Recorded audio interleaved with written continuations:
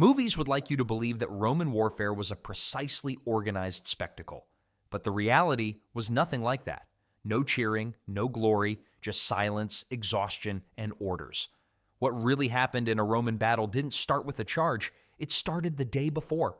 Roman soldiers spent their final day before battle doing the least glamorous job in the ancient world: digging.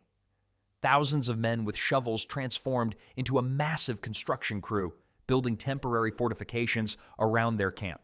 These weren't simple holes either. Roman engineers demanded ditches deep enough to stop charging horses and wide enough to make enemy infantry think twice. Behind these trenches, soldiers piled dirt into walls topped with sharpened wooden stakes. Every campsite became a miniature fortress with gates and watchtowers. The Romans basically treated every overnight stop like they were expecting uninvited guests with very bad intentions. This backbreaking labor took hours but kept armies alive when enemies attacked at dawn. Equipment inspection followed, with centurions examining every piece of armor and weapon like strict teachers checking homework. Cracked helmet straps, dull sword edges, and worn sandals all earned punishments. Roman quality control made modern safety inspectors look casual about their jobs. Food preparation consumed more precious time. Soldiers ground wheat into flour, mixed water with dried meat, and prepared their daily ration of posca, wine mixed with vinegar that tasted exactly as bad as it sounds. Nobody complained because complaining about army food was apparently invented much later. Officers organized the legion into 3 main lines and assigned specific positions to each unit. Every soldier learned exactly where to stand and which signals to watch during combat. Roman battle planning involved more coordination than organizing a school dance, except showing up in the wrong place had significantly more permanent consequences. Weapon maintenance filled the remaining daylight hours. Soldiers sharpened gladii until they could split hairs, adjusted leather armor straps, and reinforced shields with fresh rawhide. When darkness arrived, they slept on hard ground using shields as pillows and cloaks as blankets. Religious rituals provided comfort to worried minds. Soldiers made offerings to household gods and prayed to Mars, promising gifts in exchange for survival. The atmosphere remained businesslike rather than celebratory, with officers delivering final orders and maintaining discipline among anxious troops. Dawn brought horn calls and controlled chaos as thousands prepared for battle. The Roman army arranged itself in 3 proven lines: young hastati in front, experienced principes in middle, veteran triarii in rear. Each soldier occupied exactly 3 feet of space, close enough to lock shields, but far enough to swing weapons without hitting neighbors.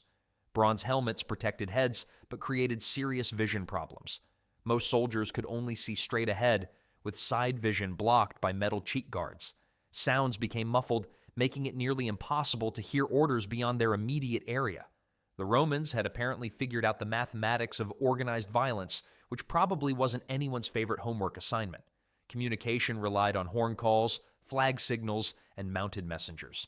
Different blasts meant advance, halt, turn, or retreat. Only officers understood all signals, leaving ordinary soldiers dependent on training and the men beside them. The waiting stretched for hours while commanders studied terrain and enemy movements. Soldiers baked under the sun in heavy armor, sweat soaking their tunics. Standing motionless in metal clothing probably felt worse than waiting in the longest line at the most boring government office ever invented. Meanwhile, the ground trembled with enemy war drums and cavalry thunder. These sounds traveled through earth before reaching ears, reminding every soldier that death was marching toward them. Fear affected men differently. Some stood still, others fidgeted constantly. A few became physically sick. Centurions walked the lines constantly, maintaining discipline and preventing panic.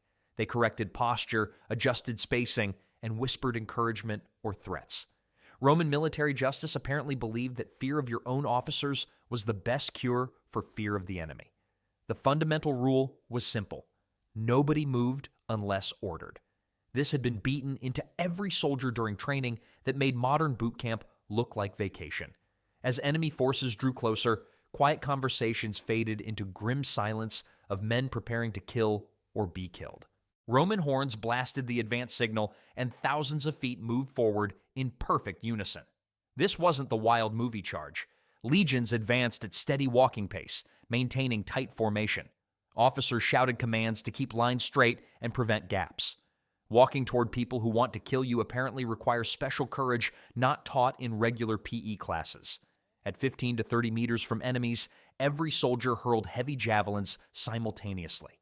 Thousands of iron-tipped spears created deadly rain, crashing into enemy shields and bodies. The javelin was engineered for psychological warfare, its soft iron point bent on impact, making shields useless. Roman weapons designers had created the ancient equivalent of really annoying technology that breaks at exactly the wrong moment.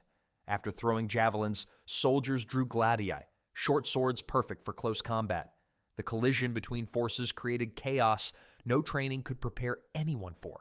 Romans slammed into enemies shield first, using body weight to knock opponents off balance.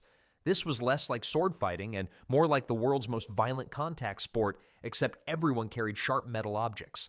Combat consisted of shield bashing and quick stabs with the gladius. There was no room for elaborate swordplay. Soldiers stood shoulder to shoulder, protecting neighbors while looking for opportunities to kill enemies. The Roman system worked on mutual support, where breaking the chain could be fatal. Roman doctrine included rotation systems, keeping fresh fighters forward. Exhausted soldiers stepped back while second ranks took their places. The Romans had invented shift work for warfare, probably making battles the only job where people looked forward to break time. Officers moved along battle lines, maintaining spacing and replacing fallen soldiers. Combat noise made communication impossible. Metal clashing, men screaming, officers shouting created a deafening roar. Soldiers relied on training and instincts, following movements around them when chaos threatened to destroy everything. Even disciplined Roman legions could find themselves in serious trouble when plans went wrong. A single weak point could trigger catastrophic chain reactions, destroying entire armies within minutes. Enemy breakthrough at any point could attack from the side, turning organized combat into chaotic slaughter. When formations collapsed, psychological effects spread faster than physical breaches. Soldiers fighting confidently suddenly found enemies attacking from unexpected directions. Fear in battle traveled faster than bad news in small towns and was usually just as destructive to everyone involved. Battlefields became treacherous obstacle courses. Dead and wounded men created tripping hazards, blood made surfaces slippery, and uneven terrain became deadly when men fought for their lives. Communication broke down completely as horn calls became inaudible amid chaos. Trying to give commands during battle collapse was like attempting conversation during thunderstorms, theoretically possible but practically useless. Roman soldiers attempting retreat discovered escape wasn't simple. Their own rear ranks blocked routes, following orders regardless of what happened in front. Natural obstacles could trap fleeing men against impassable terrain. Battle confusion led to tragic mistakes where soldiers from different units attacked each other, mistaking friends for foes. Well-trained units had disaster procedures, but executing plans required exceptional leadership under extreme pressure. Some cohorts formed defensive squares or fell back to secondary positions. However, tactical recoveries demanded split-second decisions from officers probably just as confused as their men. Highest casualties occurred during collapse rather than initial fighting. Fleeing soldiers made easy targets for enemy cavalry who could ride down infantry safely. Getting killed while running away was probably the most frustrating way to die in ancient warfare, like losing games just before reaching finish lines. Cavalry played crucial roles during chaos phases. Roman horsemen might charge enemy flanks, while enemy cavalry could turn retreats into massacres. The psychological trauma from experiencing collapse stayed with survivors forever, leaving mental scars ancient medicine couldn't treat or understand. Silence following battles was almost as unsettling as preceding noise. Survivors faced sorting through thousands of bodies scattered across battlefields covering square miles. First priority involved identifying Roman versus enemy corpses, difficult because blood and mud had obscured distinguishing features. Roman soldiers immediately collected valuable items from dead enemies. This was standard practice and often the only way common soldiers profited from dangerous service. Dead men had no use for money while living soldiers desperately needed it, so battlefield economics sorted itself out efficiently. Army medics moved across battlefields with leather bags of bandages, wine, and iron tools.